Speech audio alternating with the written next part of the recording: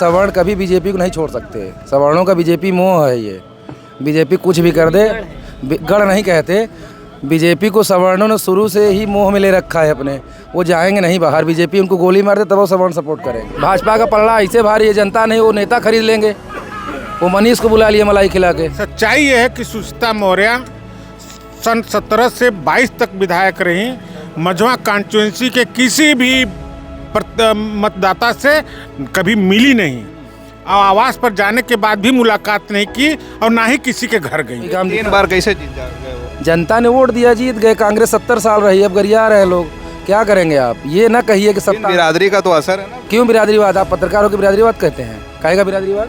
बिरादरी वोट नहीं करती। अभी आपने कहा कि सर्वर जो है भाजपा से। सवर्ण बोला हमने, उसमें जातिवाद नहीं है। सवर्ण का मतलब बुद्धिजीवी वर्ग। बीजेपी से उबे सब हैं, ठीक है, लेकिन सवर्ण कभी साथ बीजेपी का लास्ट में मोह उनको पकड़ लेता है। दीपू तिवारी को सवर्ण मत जाएगा, लेकिन बहुत मत उनको नहीं मिल पा रहा है। और खास तौर से मैं ब्राह्मण के समुदाय की बात करूंगा। उनके पास सत्ता है, धन है भाई। आप बीजेपी से बाहर कहाँ जाएंगे? चैनल में चलाइए, मैं जो बता रहा हूँ। अभी आप अनुप्रिया पटेल खिलाफ बोल के दिखाइए। कोई पत्रकार बोलेगा भी यहाँ से मुकदमा हो जाएगा। याद हुआ था बीएसए के खिलाफ लड़का बोला था, बहुत पहले पत्रकार था, नया यंग था, उसको जेल भेज दिया गया था। भारतीय जनता पार्टी के मुख्यमंत्री से लेकर के सारी मशीनरीज केवल मझवा कॉन्स्टिट्यूंसी में आकर के डेरा डाल दिया है। साथियों, बहुत बहुत स्वागत है खुशखबरिया में। इस वक्त मझवा विधानसभा में है और मझवा विधानसभा में 20 नवंबर को यहाँ भी वोटिंग होनी है। और यहाँ से समाजवादी पार्टी से डॉक्टर ज्योतिबिंद, भाजपा से सुचिस्मिता मौर्य और बसपा से दीपक तिवारी उर्फ दीपू लड़ रहे हैं। एक चाय की दुकान है, यहाँ पे कुछ लोग हैं, नेतागढ़ लोग मौजूद हैं। उनसे हम बातचीत करेंगे कि मझवा में क्या माहौल चल रहा है। सर, बहुत बहुत स्वागत है आपका। क्या नाम है? जी, मेरा नाम नसीम है। जी जी नसीम जी, ये बताइए कि क्या माहौल चल रहा है, क्योंकि जैसे जैसे दिन बीत रहा है बराबर चुनाव की तिथि करीब आ रही है। माहौल तो अच्छा है। भारतीय जनता पार्टी के पक्ष में यहाँ का माहौल जाता हुआ दिख रहा है। भारतीय जनता पार्टी के यहाँ 20 नवंबर को चुनाव है और चुनाव की तैयारी भी लगभग है। माहौल अच्छा है। अभी मुख्यमंत्री जी कल आए थे, तमाम बातें बता के गए कार्यकर्ताओं को और जनता के बीच में रहे वो। अभी पीछे एक हफ्ता पहले भी आए थे और कल भी आए थे मुख्यमंत्री। सुनने में आया कि भाजपा कार्यकर्ता यहाँ जो है बोटी और रोटी के लिए लड़ पड़े। भाजपा कार्यकर्ता नहीं, ये तो अफवाहें उड़ाई जा रही। भाजपा कार्यकर्ता नहीं, वो पर्सनल, अगर किसी कहीं दावत है तो वो अगर कोई भी झगड़ा कर लिया तो भाजपा का नाम दिया जा रहा है, ये बदनाम किया जा रहा है भारतीय जनता पार्टी को। ऐसा कुछ नहीं है। और जो भी मीडिया में चला है वो लोग बढ़ा चढ़ा के बता रहे हैं। कार्यकर्ता कहीं भी दावत में तो जाएगा, खाएगा पिएगा। ऐसा तो कुछ नहीं था कि मीडिया में चल रहा है कि डॉक्टर विनोद कुमार बिंद ने अपने कार्यकर्ताओं को बुलाया था और वहाँ पे बोटी के लिए झगड़ पड़ा। नहीं, डॉक्टर विनोद बिंद भाजपा के सांसद भदोही के हैं और ये मामला जनपद मिर्ज़ापुर का है। जो उसमें न्यूज़ चली है कि भाजपा विनोद बिंद का कार्यालय तो जनपद भदोही में रहेगा ना, मिर्ज़ापुर में कैसे रहेगा? यहाँ के पूर्व विधायक, उन्हीं की सीट पे चुनाव हो रहा है। पूर्व विधायक रहे हैं ना, लेकिन सांसद तो भदोही के हैं, कार्यालय तो उनका भदोही में रहेगा ना, जनपद में कैसे रहेगा? और लोगों से बात करते हैं। क्या नाम है सर आपका? इस मुद्दे पर हम, राजनीति के मुद्दे पर हम कोई बात नहीं करना चाहते। हम यहाँ पे ये जानने आए हैं कि यहाँ पे बसपा भी लड़ रही है, सपा भी लड़ रही है, तो किसका माहौल ज़्यादा चल रहा है? जो सत्ता में उसका माहौल बढ़िया है और क्या। सत्ता वाले का? हाँ, लोग रहे रमेश चंद की बेटी जो है उसका भी कुछ कहीं माहौल नहीं है। सुचिता मौर्य जीत रहे एक तरफा। हमसे पूछिए, अब किसी पार्टी थोड़ी है। लेकिन हम बिन समा प्रकार की जनता आती है, हम वकील हैं पेशे से, सबका सुन रहे हैं ओपिनियन। क्या समीकरण वजह है ना, सवर्ण कभी बीजेपी को नहीं छोड़ सकते। सवर्णों का बीजेपी मोह है। ये बीजेपी कुछ भी कर दे, गढ़ नहीं कहते। बीजेपी को सवर्णों ने शुरू से ही मोह में ले रखा है अपने। वो जाएंगे नहीं बाहर। बीजेपी उनको गोली मार दे तब वो सवर्ण सपोर्ट करेंगे। बिंद समाज का वोट भी तो काफ़ी है यहाँ पे। ये नहीं कहा जा सकता। सारे बिंद रमेश के नहीं होते।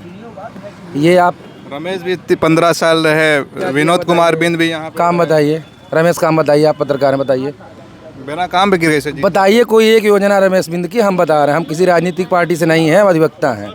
नहीं, बिना काम के 3 कोई वर्क बताइए हमको, आप पत्रकार हम आपसे पूछ रहे हैं। रमेश बिंद का कोई काम हो तो हमको बताइए आप। नहीं, काम हम क्यों बताएंगे, जनता बताएगी। आप यहीं के हैं, मिर्ज़ापुर के पत्रकार। हम बनारस से हैं। हाँ, तो कोई काम दिखा अभी तक रमेश का? कोई काम 3 बार कैसे जीत गए वो? जनता ने वोट दिया, जीत गए। कांग्रेस 70 साल रही, अब गरिया रहे लोग। क्या करेंगे आप? ये ना कहिए कि सत्ता। बिरादरी का तो असर है ना। क्यों बिरादरीवाद? आप पत्रकारों की बिरादरीवाद कहते हैं। काहेगा बिरादरीवाद? बिरादरी वोट नहीं करती। अभी आपने कहा कि सर्वर जो है भाजपा से। सवर्ण बोला हमने, उसमें जातिवाद नहीं है। सवर्ण का मतलब बुद्धिजीवी वर्ग, जो कि बीजेपी को ज़्यादा कर रही है, जिसकी वजह से बीजेपी जीत रही है। वरना बीजेपी सत्ता में दोबारा ना आती। सवाल का प्रत्याशी बसपा ने बीजेपी से उबे सब हैं, ठीक है, लेकिन सवर्ण कभी साथ बीजेपी का लास्ट में मोह उनको पकड़ लेता है। बसपा का भी प्रत्याशी मनीष तिवारी कल शामिल हुए हैं भाजपा में, पता है आपको? आप पत्रकार हैं। कल योगी जी आए थे, मनीष तिवारी भाजपा में शामिल हो गए, लोकसभा के प्रत्याशी थे, 1.5 लाख वोट पाए थे। अब आप किसकी बात करना चाहते हैं बताइए? भाजपा का पलड़ा ऐसे भारी है, जनता नहीं वो नेता खरीद लेंगे। वो मनीष को बुला लिए मलाई खिला के, खरीद के बुला लिया। 100% उनके पास सत्ता है, धन है भाई। आप बीजेपी से बाहर कहाँ जाएंगे? चैनल में चलाइए, मैं जो बता रहा हूँ।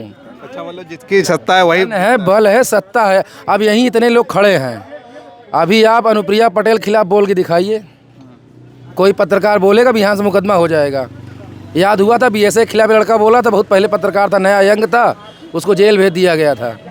नमक रोटी के बारे में बोला था, याद है कि नहीं याद है? मोहनपुर भौरख वाले कॉलेज का मामला, आपके स्टाफ का मामला है, आपको याद होना चाहिए।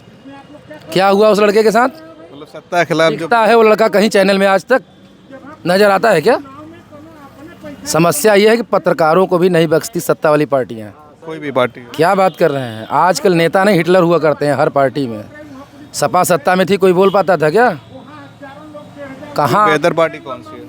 कोई नहीं है। सच तो ये है, हमारे देश में लोकतंत्र की परिभाषा ही बदल गई है। ये राजतंत्र है। मुख्यमंत्री को राजा समझा जाता है, सांसद को राजा का सामंत, जनता माने नौकर और प्रजा। देखिए और भी लोगों से बात करेंगे। क्या नाम है सर आपका? क्या नाम? Lavkush Shukla, advocate, high court. यहाँ का आप थोड़ा समीकरण बता दें अगर। समीकरण तो बता सकते हैं ना। समीकरण यहाँ त्रिकोणीय लड़ाई है। कुल मिलाकर मझवा उपचुनाव में त्रिकोणीय लड़ाई हो गई है। बसपा और इंडिया गठबंधन और NDA। भारतीय जनता पार्टी के मुख्यमंत्री से लेकर के सारी मशीनरीज केवल मझवा कॉन्स्टिट्यूएंसी में आकर के डेरा डाल दिया है। इतनी खास ये असेंबली है।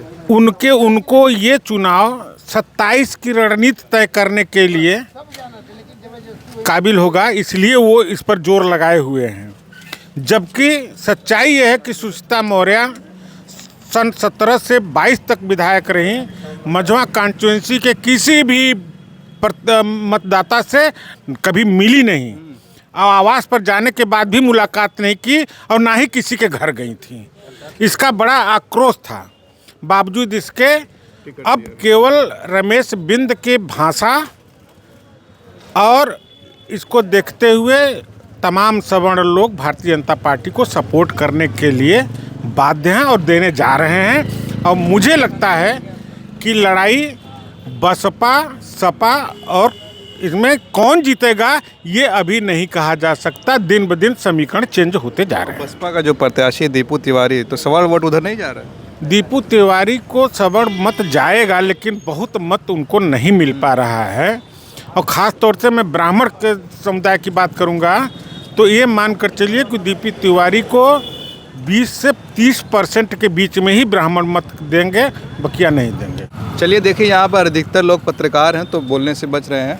और भी इलाकों में हम जाएंगे, लोगों से बातचीत करेंगे और यहाँ की जो ताज़ा सूरत हाल होगी आपके सामने ला कर रखेंगे। आप देख रहे थे खोज खबरिया। मझवा से मैं उबैद, बहुत बहुत शुक्रिया।